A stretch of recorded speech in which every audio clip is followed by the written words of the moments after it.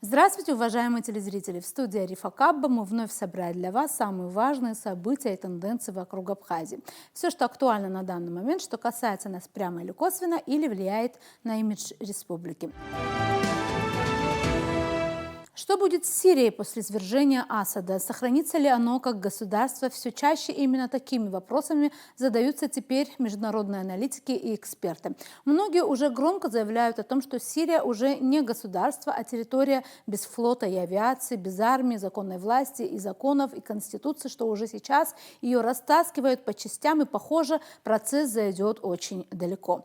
Тревожные знаки об этом уже есть. Накануне президент Турции Таип Реджеп Эрдоган заявил о претензиях на 5 сирийских городов, включая крупнейший Дамаск и Алеппо. Выступая в турецком городе Сакария, Эрдоган перечислил новые турецкие провинции, что по итогам Первой мировой войны потеряла некогда Османская империя. Города, которые мы называем Алеппо, Идлиб, Дамаск и Рака, станут нашими провинциями, как Антеп, Хатай и Урфа, заявил Эрдоган. Отметим также, что не сказали еще своего последнего слова миллионы курдов, что веками проживали и на территории нынешней Сирии, не имея своего государства. Вряд ли они так легко сейчас упустят свой исторический шанс, уверены обозреватели.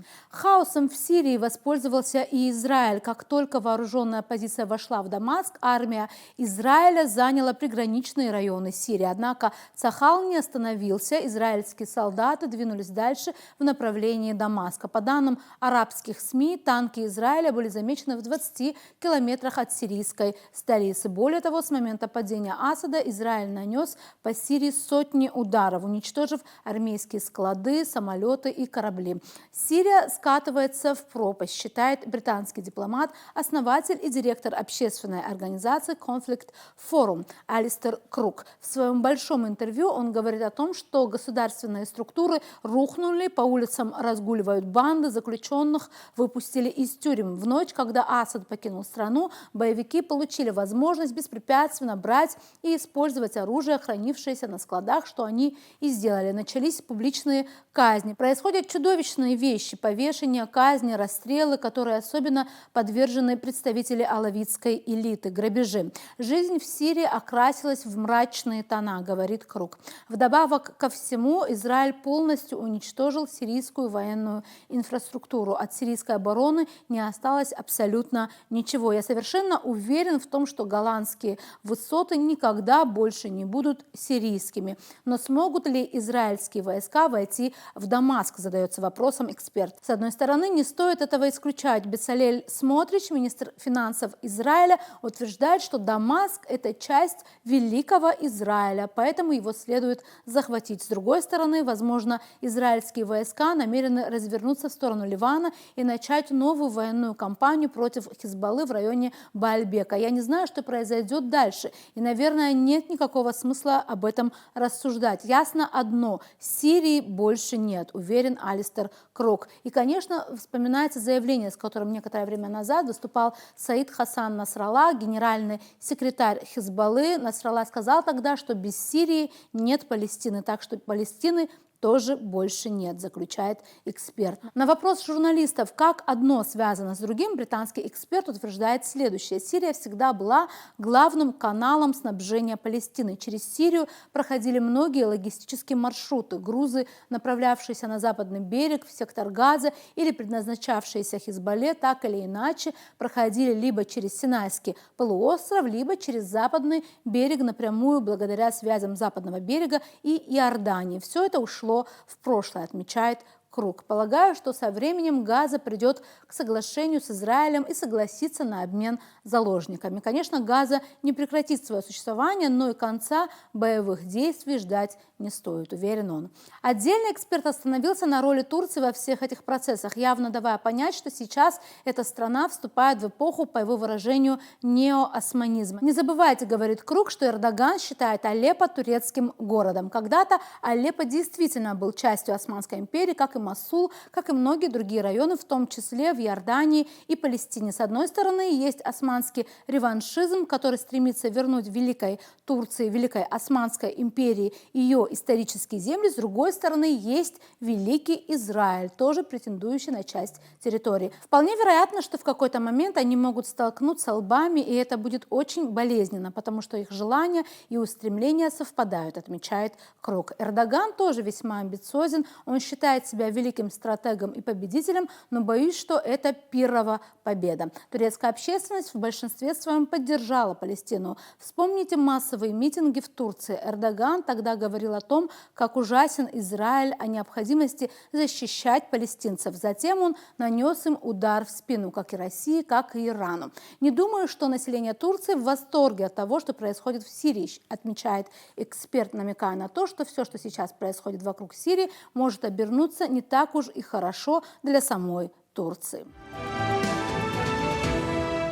К другим новостям. Новым президентом Грузии избран представитель партии «Грузинская мечта» Михаил Кавилашвили. Кандидат от правящей партии «Грузинская мечта» Кавилашвили набрал 224 голоса из 300 и избран президентом Грузии, заявил глава ЦИК страны. Отмечается, что это первые выборы в истории Грузии, когда президент избирался не путем прямого голосования, а избирательной коллегией. Тут будет любопытно отметить, что коллегия выборщиков состоит из 300 членов, 150 депутатов грузинского парламента, 21 депутат Верховного Совета Аджари и, внимание, 20 представителей Верховного Совета Абхазии, кто бы тут ни имелся в виду. Ну и 109 депутатов районных муниципальных органов власти различных регионов Грузии. Другой любопытный момент – это то, как ныне действующий президент Грузии Саломе Зурабишвили делала вид, что никаких выборов и не было, не признавая легитимность вновь избранного президента. Ничего нет, никто никого не выбирал, ничего не произошло, сказала она, выступая перед своими сторонниками в центре Тбилиси. Зурабишвили также поблагодарила всех тех, кто не признает легитимность состоявшегося голосования. Тем временем генсек правящей партии «Грузинская мечта» Каха Каладзе извинился за выдвижение Зурабишвили в президенты в 2018 году. Я никогда об этом не говорил, но сейчас позволю себе извиниться перед населением за то, что именно усилиями грузинской мечты эта женщина оказалась сейчас там, где находится. Женщина, которая с ненавистью и злобой служит не Грузии, а иностранным силам. Спасибо Господу, что в новом 2025 году граждан Грузии поздравит не она, а уже новый президент, сказал Каладзе. А сейчас мы предлагаем вам интервью с политологом Бесланом Камке, с которым мы обсудили подробнее некоторые из обозначенных тем. Приветствуем вас, Беслан Астамурович. Очень много громких, интересных событий в геополитике, в мире вообще. Одно из них – это события в Сирии. Да? Очень многие сейчас задаются вопросы, что будет с Сирией дальше, вот какие тенденции, как вам кажется, сохранится ли она как государство? Да, сейчас этот вопрос все задают. Да. На самом деле сложное государство, сложное в смысле ее геополитического расположения и социальной среды, так будем говорить. Это многосоставное государство, многоконфессиональное, многоукладное, полиэтничное, так скажем. То есть все, так сказать, дифференцирующие такие моменты, они присутствуют. В этой ситуации легитимность власти, оно стремится к тому, чтобы эта власть была авторитарной, как бы она задается социальной средой. Чем сложнее среда, тем больше концентрации власти как бы объективно требуется. И не случайно, что было стабильно относительно стабильно в Сирии было при правлении Хафиза Асада, то есть это отца Башара Асада. Ну, его авторитарная личность, конечно, поспособствовала этому. Он еще плюс военный, летчик, офицер, и плюс еще он был с идеологией, надо сказать. Это идеология панарабизма и социализма, так сказать, соединенная, да, в одно. И, в общем-то, она стала надконфессиональной, надэтнической. Вот такое она стала. Оно существовало достаточно около 30 лет, он правил. Вот. Но после того, как Башар Асад пришел, ну, конечно, тут аналитики говорят, что он не такой авторитарный оказался, как это, в общем-то, может, со стороны виделось бы, да. Вот, поэтому сказать о том, что будет в будущем, да, исходя из того опыта, который имеет Сирия, да, это должно быть также авторитарная личность, харизматичная личность с идеологией, безусловно, потому что мы знаем, что без идеологии, без национальной идеологии, можно сказать, надэтнической, надконфессиональной идеологии, это проблема серьезная. И как таковой на подступах в Сирии нет таких политических идей, идеологий, кроме, вот, скажем так, та, которая, скажем, радикальная партия, радикальное движение, которое прошло, она будет больше религиозного толка.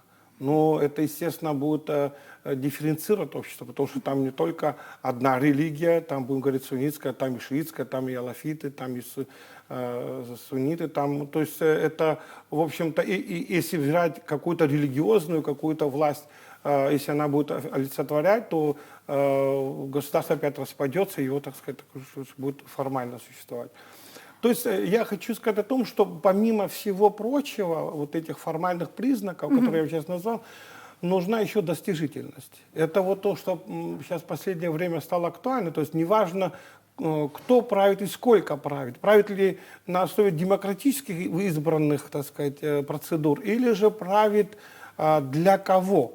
Вот это более важный момент. То есть источником власти может быть народ, но потом впоследствии она не может по каким-то разным причинам служить народу. И вот вторая половина так сказать, составной части демократии – это не только как образованная власть, но для кого она работает. Собственно говоря, такую методологию еще Аристотель задавал. Вот.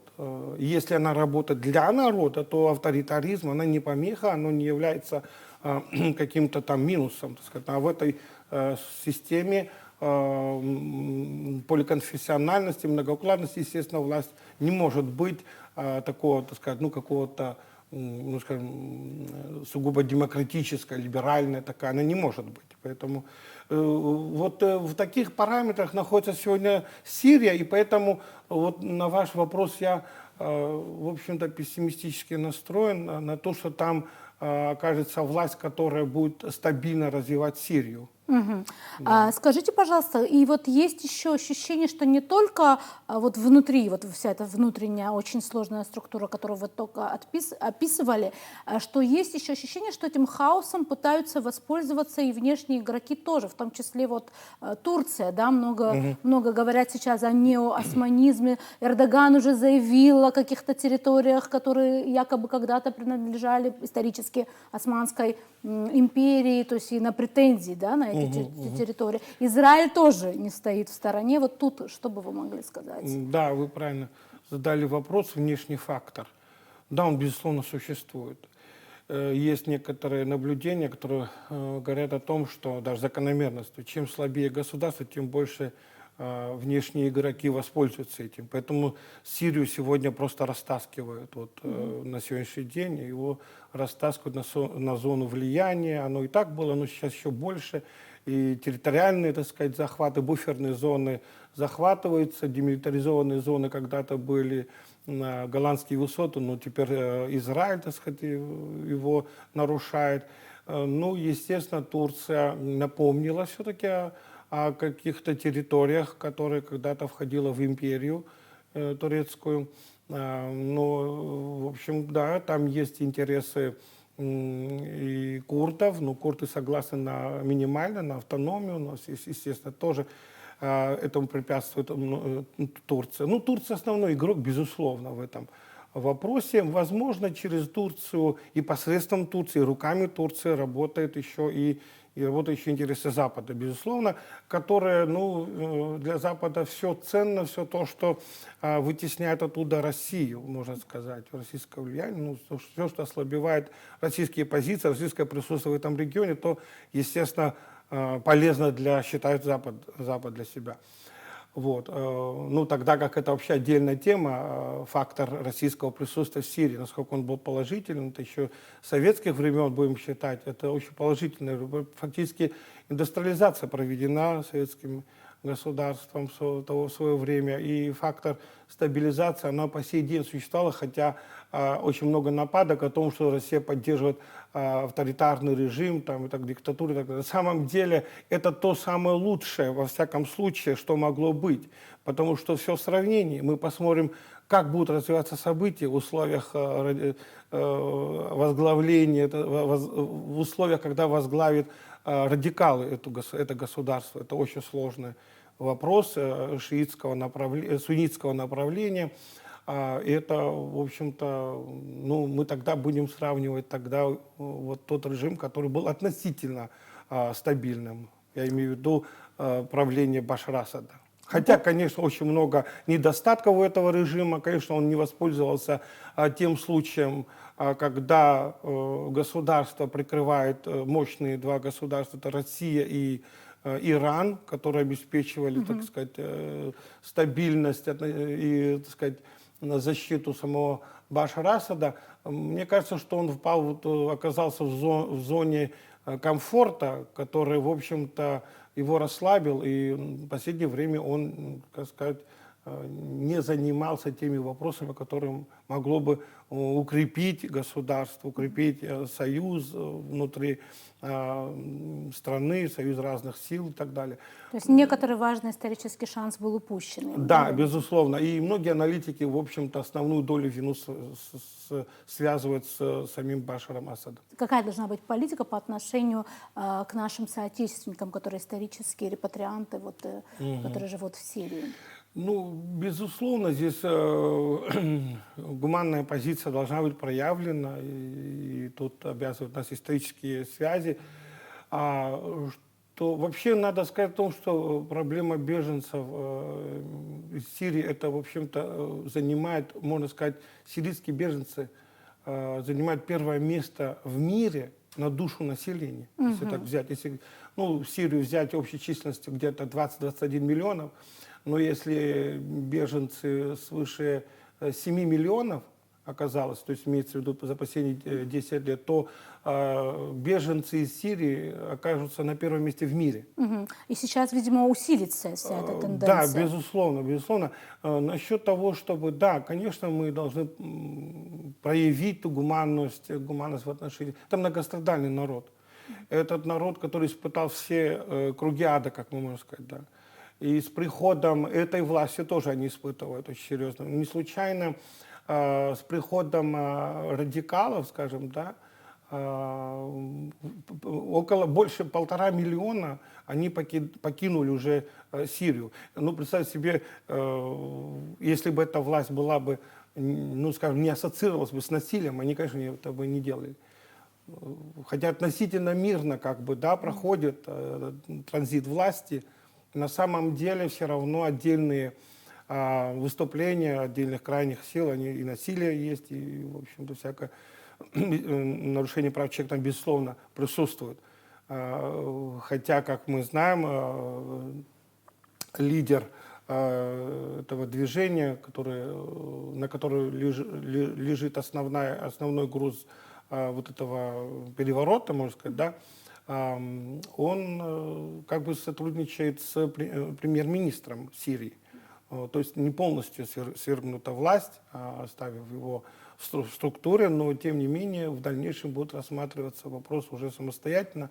То есть по крайней мере нынешний этап это где-то сотрудничество с существующей властью. Это какой-то такой неожиданный момент. То есть, ну, во всяком случае это мотивировано тем, что пришедшие власти, они хотят доказать миру, что они миролюбивые и гуманные. Да. А теперь, если вернемся к событиям в Грузии, да, там, как вы знаете, избран новый президент, причем по новой системе, его выбирала коллегия, да, это американская система, причем я даже там прочитала, одни из выборщиков этой коллегии, они даже представляют якобы Абхазию, там 20 человек из этой коллегии, они представляют Абхазию. Ну, мы понимаем, конечно, что тут имеется в виду, там у них есть свое правительство в изгнании, скорее всего, это имеется в виду. И другой вопрос, что не признала и президента, и в принципе не признают и парламент, и Зурабишвили, говорит, что ничего не произошло, никто избран не был. Вот как вообще оценить всю эту ситуацию? Да, мы в прошлый раз как-то говорили, что после выборов стабильности в Грузии мало ожидается. Так сказать, ну и происходит так, что те объективные предпосылки, они, конечно, к стабильности не ведут. И, в всяком случае, в будущем тоже пока еще нет тех предпосылок, по которым можно было бы ожидать какую-то стабильность. Вот. На самом деле выборы прошли довольно-таки ну, с хорошим результатом для президента, потому что он получил 224 голосов из 300. Он мог бы пройти с 200 голосов тоже, да, но он получил 224, говорит о таком устойчивости его положения в обществе. Да, интересно тоже, кто он представляет не партию грузинской мечты, а народную силу, как бы тоже когда-то он откололся от этой партии. Ну, это говорит о том, что делается такой некий жест, что вот мы охватываем и другие слои, и другие партии, да, то есть это такой довольно демократический такой момент, плюсовой, можно сказать, да, для этой партии правящей. Но действительно, я что хочу сказать, ситуация сложная оказалась. И даже среди экспертов появился такой термин «оппозиционный президент». То есть глава государства в оппозиции. То есть он, если он избран, так сказать, то он не может быть в оппозиции, в принципе, быть каким-то силам. Но, в общем, как сказать, ситуация доведена до такого напряжения, что по последним заявлениям пока нет какого-то консенсуса в этом вопросе. Речь ведь не идет только о Саломе Зарубишвили и действующего. Здесь речь идет еще о той социальной нише, которая поддерживает позицию Саломе Зарубишвили. Все еще действительно эти силы существуют, которые прозападные, как мы говорим. И ну, есть некоторые позиции, некоторые объяснения тому, что Запад действительно демонстрирует такую мощную поддержку. А что значит поддержка? Ну, это политическая поддержка, мощная политическая поддержка, признание именно этой власти и непризнание той власти, которая избрана. И в этих условиях, ну, в общем-то, ситуация выглядит так. Даже если Запад, наверное, так, я полагаю, что понятно, что теперь уже что-либо изменить невозможно, придется Саломе Зарубишвили признать ее поражение, но тем не менее сохранить вот это противостояние как можно дольше. Запад этому будет стремиться. А для чего? А вот ждать какой-то ситуации, когда социально-экономические показатели, экономика где-то, например, сдаст вот в деятельности этого нынешней власти, не смогут они, допустим, показать успехи, то тогда они считают, что так актуализируются оппозиционные силы. То есть для этого нужно иметь, вот, поддерживать тот тон, который существует сегодня, то есть не оставлять оппозицию, хоть и проигравшую, но ее не оставлять без внимания. То есть Запад все-таки считает, что Грузия является очень серьезным союзником и, в общем, будет поддерживать, мне кажется, что надолго будет поддерживать до тех пор, пока, ну, по представлению Запада не произойдет победа именно прозападных сил в Грузии. Ну, как вам кажется, насколько правомочно, когда события в Грузии, вот все это противостояние, иногда сравнивают с украинским Майданом? Неужели там тоже такой масштаб есть, или это все-таки накручено? Ну, я считаю, что да, до Майдана не дошло, мне кажется, грузинский сценарий, ну, там, по кровопролитию, по, скажем, противостоянию на Майдане, и майданские события, в принципе, тогда достигли свою цель движения. Вы знаете, что был свергнут президент, вот, и здесь этого результата нет. Хотя, конечно, попытки были, безусловно, вот. Но масштабы, конечно, не те, и результаты не те. Понятно. Да. Большое спасибо, Александр Стамурович, что пришли и ответили на наши вопросы. Благодарим вас. Да. Пожалуй, это все темы, на которых мы хотели сосредоточить ваше внимание на этой неделе. Мы будем продолжать держать руку на пульсе событий и отслеживать самые важные и интересные события вокруг Абхазии. До новых встреч в эфире.